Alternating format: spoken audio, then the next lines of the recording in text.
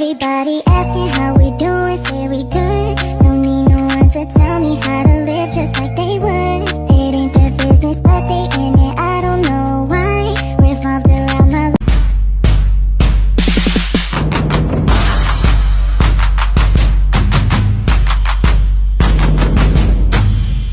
flawed by design, and you love to remind me no matter what I do.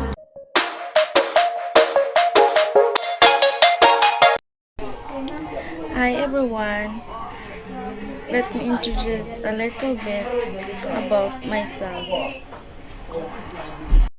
My name is Mary Jane Ross Binti, and of course I am turning 18 on this coming May 5. And I was born in Sibugay, CI, Zamboanga, Sibugay.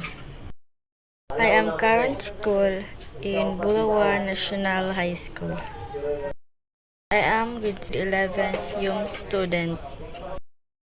And I am youngest daughter of Mr. Pedro C. Binti and Mrs. Marilyn Binti. Now, let's introduce all of you for my favorite drinks, colors, and my habits.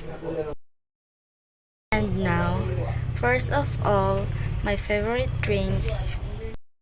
My favorite drinks is Royal, and my favorite fruit is orange, and my favorite color is yellow. And the last but not the least, my favorite habit is playing badminton, offline games, and sleeping in my bedroom. And once again, have a great day, everyone. Thank you for watching.